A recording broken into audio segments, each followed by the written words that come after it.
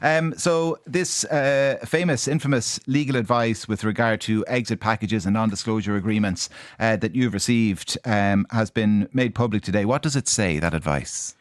Well, it basically makes it clear that, we're in a position where, unfortunately, in many ways, we can't give the details of individual packages going back to 2016.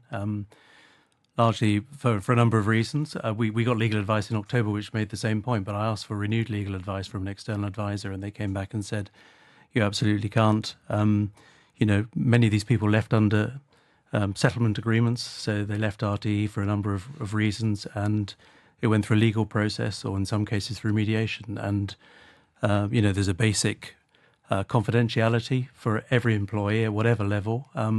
But then obviously when people have gone through legal processes or through mediation, it's common practice in semi-states or in commercial organisations for there to be a confidentiality agreement as part of that as well. So, there's a kind of double reason why we're unable to give details of individuals.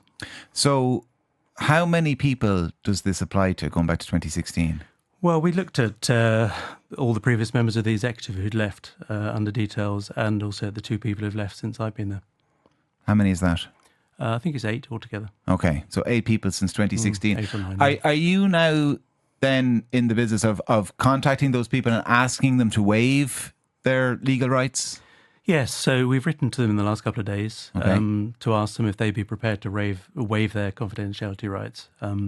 That's the only legal way we could possibly put the information out there, and we'll have to wait for their responses. But I want to be realistic about whether they're likely to do it. I don't think they are, but it's the only avenue open to me to try and see if that's possible. I guess if they're looking at the nature of the conversation that has been had in the public sphere, they'd be mad to do it, wouldn't they?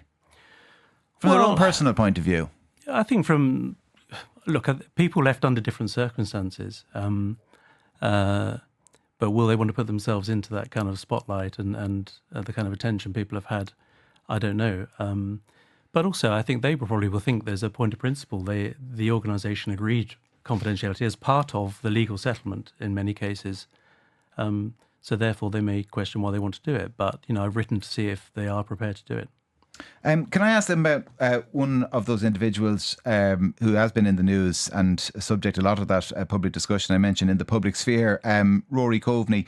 So you were asked last week, Rory's role became redundant, an exit payment was offered by RTÉ and accepted by Rory, and with no backfill being made, RTÉ will recoup that payment by July of this year.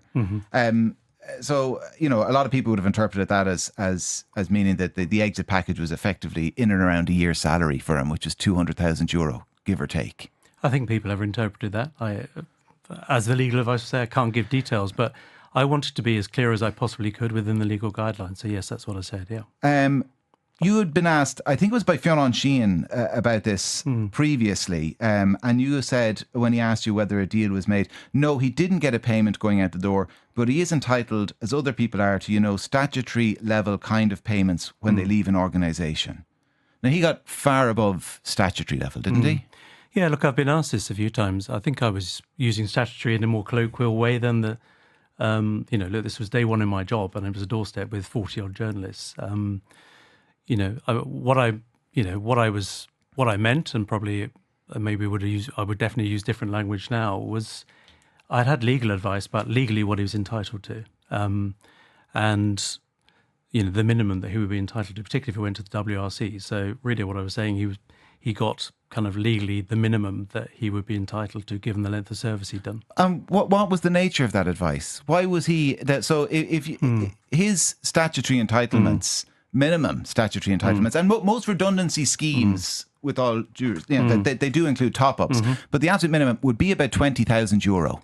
Yeah, if you use the very natural, the very narrow and the absolute minimum. No, that wasn't what I was it's about saying, €20,000. He got 10 times that amount. Yeah, well, as I said, so what was the nature of the legal advice that said you've got to actually pay 10 times what he's entitled to? So the legal advice, firstly, was there are 0 grounds to sack the individual, which I sort of knew, but I took external legal advice about this. So if there are zero grounds to sack the individual, then what is the potential liability to RTÉ if you want to agree an exit or if you want to exit him from the organisation? And the legal advice was If you have 0 grounds, you could fire him with a no-fault thing. He could take you to the WRC, and the minimum he'd likely get is double his salary plus legal costs.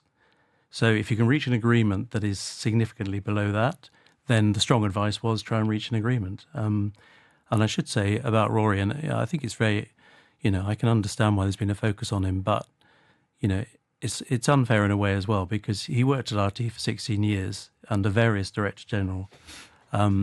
He did a great job. Clearly, the toy show, the musical, was a failure, but he was not alone in that project.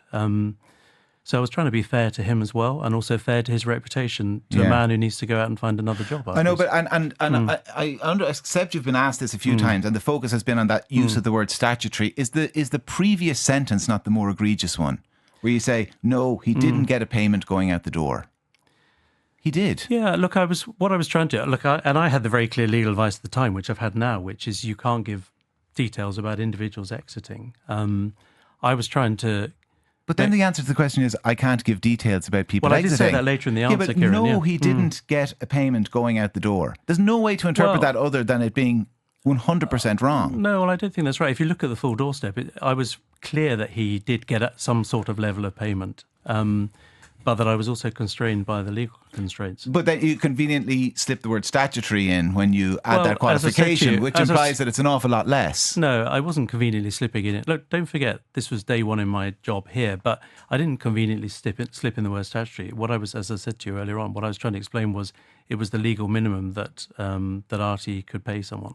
Can you understand, though, why, looking at that statement and the statement that you made then last week and the level of payment made to Rory Coveney, why the public and why politicians, and why arguably more important from your point of view, why some staff in RTÉ feel they've been misled? No, I can't really, because I felt I was as open as I could be. And as I said to you, statutory, probably I wouldn't choose that word. So they're wrong to feel misled? No, I don't think they're wrong to feel misled. If that's the way they feel, I would never say they're wrong. But I was trying to be as open as I can. I think people forget, to be fair, people forget this was day one in the job for me. I'd come into the role, I'd been there the previous week or two trying to get my head around what was going on. But people forget the clamour for heads to roll, for senior leadership to change. And also what I wanted to do, which was to come in and change the culture of the organisation and change the direction it was going in.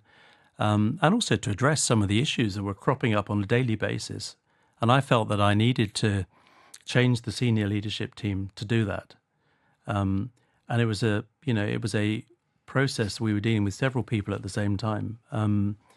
But I still think it was the right thing for the organisation to exit a number of individuals so that I could bring fresh leadership to the organisation. And I'm afraid the reality is, not just at RTÉ, but in commercial organisations and across all semi-states, this is the reality. You can't sack people with no grounds for sacking them. No. But if you want to make a change to the culture, you have to change the leadership team.